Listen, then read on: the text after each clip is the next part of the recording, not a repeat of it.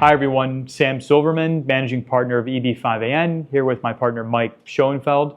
Whenever we look at any project, we're always focused on two things: immigration risk, which is getting the green card, having it become permanent, and then financial risk, which is getting the capital back in a reasonable period of time, right? So let's break that down. So first, immigration risk. So that's getting the temporary green card and then having it become permanent. So to get the temporary green card, you have to invest in a project that meets EB-5 requirements. In today's landscape, that means having the project's I-956F exemplar approved. We have many approvals already since 2022, since the RA went into effect. So picking a project that either has the approval or you're very confident it is going to be approved imminently. And then second, source of funds. So when the government approves the green card, they want to make sure the project meets the requirements. That's the I-956F that we just talked about.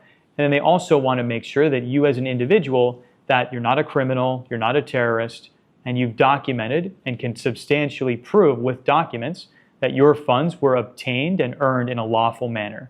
So that's going to be working with your selected immigration attorney to provide bank statements, tax returns, proof of employment, resume, if you got funds from the sale of a property, those documents showing how you acquired the property and then later sold it. All those records are going to prove how you've obtained the funds before you take those funds and invest it into the project. So that's the first step of the immigration piece, is getting the temporary green card approved. Once you do that, then the only thing kind of standing between you and the permanent green card is job creation. What does that mean? Every investor has to show at least 10 new American jobs created.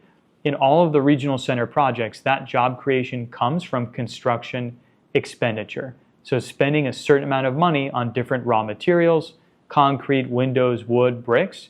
By just spending those funds, you get job creation, which can count toward those 10 jobs. So when looking at a project, you want to find a project where construction's already happening, there's been a substantial amount of capital already spent on those construction expenditures, which automatically create jobs in the job bank, which are then allocated to the EB-5 investors in the project. So to summarize, hire an experienced immigration attorney who can help prepare a quality source of funds package for you. And then two, find a project that has a very high chance of being completed successfully. And ideally, it's one that's already halfway through construction, has substantial job creation already in place, and that you have confidence that, hey, this thing is going to get built, and just by being built, that's going to be able to create all the jobs I need to get the permanent green card. The way I view it is the immigration risk you can effectively mitigate. And by doing, as Sam mentioned, choosing an already approved project from a 956F approval, or working with a group that has many of those approvals and knows what they're doing to make sure it gets approved, and job creation. So finding a deal that's already underway with the capital in place so you know the jobs will be there. If you're able to find a deal that's either pre-approved or from a reputable source and where the jobs are already underway or ideally already created and can be allocated to you, you've essentially eliminated the immigration risk outside of your own personal source of funds, as long as the regional center stays in compliance and follows what's in those documents. So that's great.